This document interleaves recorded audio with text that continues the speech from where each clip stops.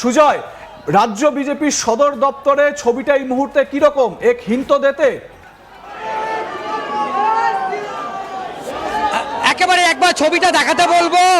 BJP কর্মী সমর্থকদের মধ্যে আবির খেলা এবং উল্লাস, সেই ছবি আমরা একেবারে দেখাচ্ছি যে কিভাবে বিজেপির রাজ্য দপ্তরের বাইরে উল্লাস চলছে এবং কর্মী সমর্থকরা কিভাবে আবির খেলছে। কি বলবেন? খুব ভালো লাগছে, আনন্দের দিন আজকে। এত আনন্দ হচ্ছে, এত ভারী মাত্রায় আমরা জিতেছি। আমাদের স্বপ্ন পূরণ হয়েছে, বাংলার মানুষের, বাঙালির স্বপ্ন পূরণ হয়েছে। সমস্ত অপবাদ যা বিজেপির ওপর লাগিয়েছিল সবকিছু মুছে দিয়ে মানুষ নিজের সুরক্ষা চায়, মানুষ নিজের ডেভেলপমেন্ট চায়, মানুষ শিক্ষা চায়, স্বাস্থ্য চায়। কি বলে চোখে জল আসছে দেখছি আপনার? চোখে জল আসছে আনন্দে। বহুত মেহনত কিয়া, বহুত পরিশ্রম করেছি, বাড়িঘর ভেঙে দিয়েছে, তারপরেও আমরা বিজেপি করেছি। কি বলবেন? আমাদের অনেক দিনের আশা পূরণ হলো, অনেক বছর ধরে আমরা ভাবছি এই দিনটার জন্য, তাই আমরা প্রচন্ড আনন্দিত, প্রচন্ড আমাদের ভালো লাগছে। একেবারে আমাদের সঙ্গে বিজেপি সংখ্যালঘু মোর্চার রাজ্য সভাপতি আলিদা। অবশেষে আমরা দেখছি যে একটা জয়ের দিকে যাচ্ছে, কিন্তু এখনো অনেক রাউন্ড গোনা বাকি আছে। আপনি সংখ্যালঘু মোর্চার রাজ্য সভাপতি, কিন্তু বিজেপি এবার একজনও সংখ্যালঘু প্রার্থী করেনি, কি বলবেন? দেখুন, বিজেপি সংখ্যালঘু মুসলিম প্রার্থী না করলেও সংখ্যালঘু মুসলিম ভাই বোনেরা এবার তৃণমূলের বিরুদ্ধে যারা যথেষ্ট সংখ্যক ভোট বিজেপিকে দিয়েছে বলে আজকে এত বড় একটা সাফল্য আমরা পেলাম। সবচেয়ে বড় সাফল্য সেটা হলো রাজ্য সভাপতি মাননীয় শ্রমিক ভট্টাচার্যের মিষ্টি হাসি এবং মিষ্টি আবেদন বাংলার মানুষ গ্রহণ করেছে এবং তার সভ্য বক্তব্য বাংলার মানুষ গ্রহণ করেছে। সেই জন্য বিজেপি এত বছর, আজকে 46 বছর পর পশ্চিম বাংলায় বিজেপিতে আমরা ক্ষমতায় আসলাম। ডক্টর শ্যামাপ্রসাদ মুখার্জির পশ্চিম বাংলা, যিনি বাংলায় জনসংঘ তৈরি করেছিলেন ভারতবর্ষে, তারপরে আজকে বিজেপি এত বছর পর এসে মাননীয় প্রধানমন্ত্রী নরেন্দ্র মোদী বলেছেন সারা ভারতবর্ষ বিজেপি জয় করলেও যদি বাংলা জয় না হয় তাহলে সেই জয় অধরা। আজকে অধরা পূর্ণ হয়ে গেল। আমরা নির্বাচন কমিশনকেও অসংখ্য ধন্যবাদ জানাই যে তারা সুষ্ঠুভাবে নির্বাচন করে এই একটা অভূতপূর্ব রেজাল্ট আজকে এখানে হয়েছে, কোনো হিংসা হয়নি। তাই নির্বাচন কমিশনকেও আমরা ধন্যবাদ জানাচ্ছি। পাশাপাশি আপনাদের মাধ্যমে সংখ্যালঘু মুসলিম ভাইদের কাছে আমি আবেদন জানাচ্ছি, আপনারা সংযত থাকুন, শান্ত থাকুন এবং ভারতীয় জনতা পার্টির সরকার পরিচালনায় আপনারা সার্বিক সহযোগিতা করুন, এই অনুরোধ আমি মোর্চার পক্ষ থেকে রাখলাম।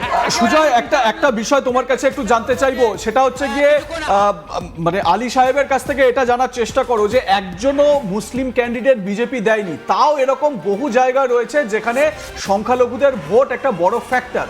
তো হিন্দু প্রার্থীদের বা এই যে SC ST প্রার্থীদেরকে মুসলিম সংখ্যালঘুরা এবং তারা ভোট দিচ্ছেন, এটা কতটা তারা কিভাবে দেখছেন? মুসলিমরা ভোট দিচ্ছেন হিন্দু প্রার্থীদের বিজেপির এবং বিজেপির যারা SC ST নেতারা রয়েছেন তাদেরকে, এটা একটু যদি স্পেসিফিক ভাবে জানার চেষ্টা করো।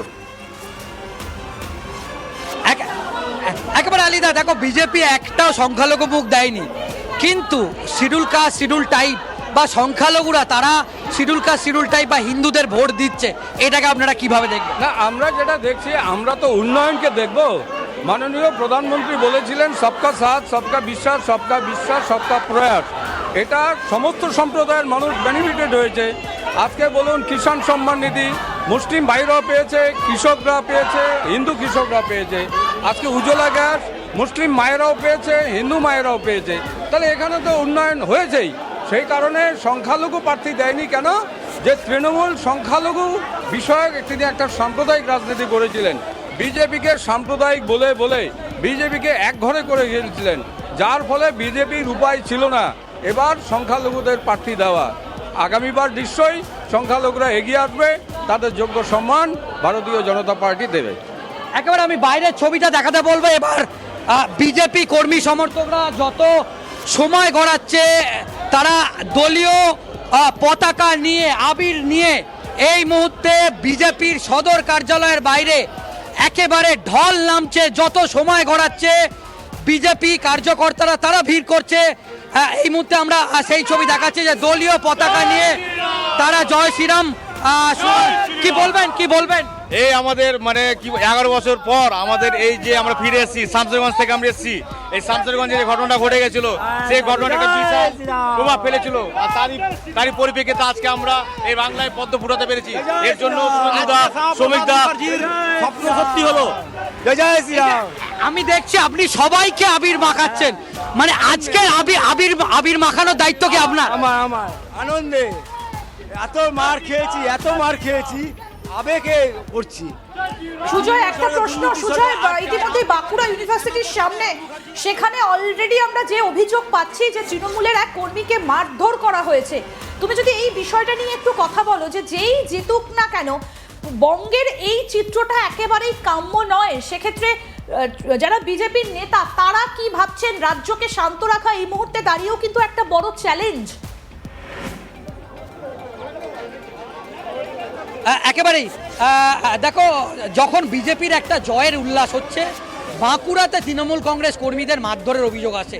আপনাদের তো এখন দায়িত্বশীল হতে হবে আরো। আপনারা ক্ষমতা এসে যদি এই ধরনের ঘটনা ঘটে, এটাকে কি বলবেন? এটা ভুল হচ্ছে, কিন্তু আবেগ আছে সবারই মধ্যে।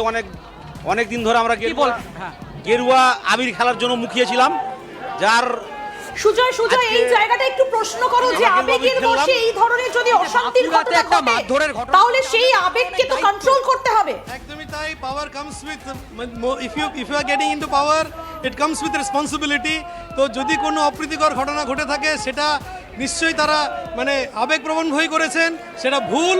সেটা আমাদের জেলা আজতাক বাংলার মাধ্যম দিয়ে এই বার্তা দেবেন যে গোটা রাজ্যের বিজেপি কর্মী সমর্থকরা যাতে সংযত থাকে, কারণ যেভাবে মানুষ আপনাদের ল্যান্ডস্লাইড ভিত্তির দিকে এগোচ্ছে, মানে তারপর প্রচুর তো দায়িত্ব বেড়ে গেল আপনাদের। একদমই তাই। আমরা যে তৃণমূল নই এটাই প্রমাণ করতে হবে। 2021-এ পোস্ট পোল ভায়োলেন্স আমরা দেখেছি, কিন্তু আমাদের রাজ্য সভাপতির থেকে শুরু করে যারা রাজ্য নেতৃত্ব সবাই বলেছে যে ভারতীয় জনতা পার্টির যে কর্মীগণ রয়েছেন তারা সংযত থাকবে, আর তারা থাকবে। আমরা আসলেই যে মানে একটা সংযত রেজিমেন্টেড পার্টি, রেজিমেন্টেড দল, ডিসিপ্লিন দল, সেটা প্রমাণ করে দেখাবো। কোনো পোস্ট পোল ভায়োলেন্সের ঘটনা ঘটবে না এই আশা করেই আমি পশ্চিমবঙ্গের সমস্ত বিজেপি কার্যকর্তাদেরকে এটাই বলবো যে আমাদের মাননীয় রাজ্য সভাপতির কথা মেনে আমরা অতি উৎসাহিত কোনো সময় হব না। আমাদের রেসপন্সিবিলিটি বাড়লো, সুতরাং আমাদের সেদিকে নজর থাকবে যে সুজয়, একটা প্রশ্ন ওনাকে, সেটা হচ্ছে গিয়ে দেখো এই বিজেপির তরফ থেকেই তো 2021-এ অভিযোগগুলো এসেছিল পোস্ট পোল ভায়োলেন্সের। ঘরে ফিরতে পারছিলেন না পুরুষরা, পুরুষ শূন্য গ্রাম হয়ে গিয়েছিল। তো এই রকম একটা পরিস্থিতিতে যখন এই ধরনের ঘটনা সামনে আসছে, তৃণমূল কর্মীদের মারধরের ঘটনা সামনে আসছে, বিজেপির তরফ থেকে তো বার্তা দেওয়া হচ্ছে ঠিক আছে, কিন্তু এই যে হিন্দুত্ববাদী আরো যে সংগঠনগুলো রয়েছে যেমন বজরং দল, এই দলগুলো বা এই এলিমেন্টগুলোকে কি বিজেপি আটকাতে পারবে? তাদেরকে কি এই সমস্ত কার্যকলাপ থেকে আটকাতে পারবে? কি মনে করছেন বিজেপি কর্মীরা? আপনি নিশ্চয়ই জানেন 2021-এর বিধানসভা নির্বাচনের পর যে পোস্টপোল ভায়োলেন্স হয়েছিল, ভোট পরবর্তী হিংসা, বিজেপি কর্মী সমর্থকদের কিভাবে মারধর করা হয়েছিল, কিন্তু আজকে যে ঘটনা সেটা নিয়ে আপনি কি বলবেন? আজকের ঘটনাটা একটি জাস্ট একটা বিচ্ছিন্ন ঘটনা। আমাদের তরফ থেকে, আমাদের মানে রাজ্য নেতৃত্ব তরফ থেকে, শ্রমিকদের তরফ থেকে, সুজয়, আমার প্রশ্ন স্পেসিফিক ভাবে বজরং দলের মতো যে তত্ত্বগুলো রয়েছে, যা এলিমেন্টগুলো রয়েছে, তাদেরকে কি বিজেপি আটকাতে পারবে? এই প্রশ্নটা যদি রাখো। সুতরাং আমরা ওই জঙ্গলরাজ আবার ফিরিয়ে আনবো না। একেবারে একটা স্পেসিফিক প্রশ্ন আছে যে বজরং দলের মতো যে আপনাদের শাখা সংগঠনগুলো আছে তারা একটু উগ্র হয়, তাহলে তাদের কি আপনারা কি আটকাতে পারবেন? বজরং দল আমাদের শাখা সংগঠন আছে, তারা উগ্র হয় এটা লোকে মনে করে, কিন্তু বাস্তবে তারা সনাতনীদের প্রতিষ্ঠার জন্যই কাজ করে থাকে।